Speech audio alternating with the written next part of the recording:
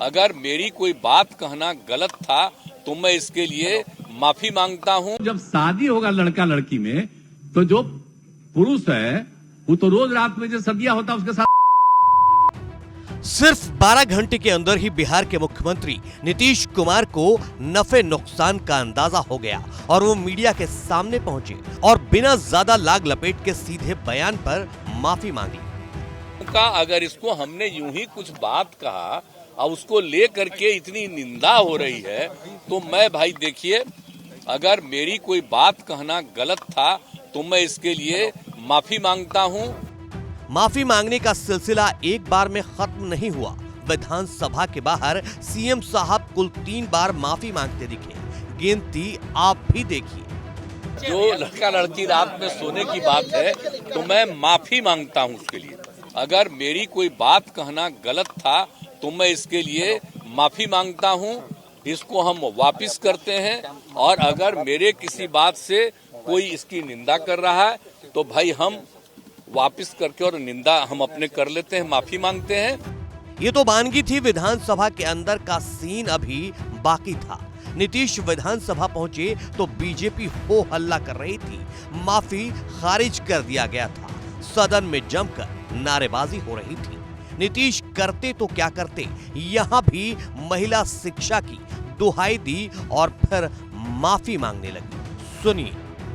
अगर मेरी किसी बात को लेकर के तकलीफ हुई है तो मैं अपनी बात को वापस करता हूं और मैं अपनी निंदा करता हूं। मैं दुख प्रकट करता हूं कि मेरे किसी एक शब्द के चलते अगर किसी को तकलीफ हुई है तो हम आपने कहा मुख्यमंत्री शर्म करें। बीजेपी कहां मानने वाली थी। मौका ऐसा था, कोई हाथ से जाने कैसे दी। नीतीश निशाने पर थे। कोई उनकी माफी को खारिज कर रहा था तो कोई उनकी सीएम पद से विदाई की मांग पर अड़ा हुआ था। हमारी मां बहनों को इस तरह से सदन के अंदर शर्मसार करना जो पूरा देश देखा है। माननीय मुख्यमंत्री जी कहीं न कहीं मेमोरी लॉस हो चुके हैं और माननीय मुख्यमंत्री जी जिस तरह का वक्तव्य दे रहे हैं उस पद के योग्य नहीं है। दरअसल बिहार में विधानसभा का शीतकालीन सत्र चल रहा है, जिसका माहौल उस वक्त गर्मा गया जब जनसंख्या नियंत्रण को लेकर सदन में विवादित बयानबाजी की गई। वो बयानबाजी किसी और ने नहीं बल्कि वहां के मुखिया नीतीश कुमार ने की है। सदन में खड़े होकर अपने पेट पर हाथ सहलाते हुए नीतीश कुमार जनसंख्या नियंत्रण पर बोल रहे थे।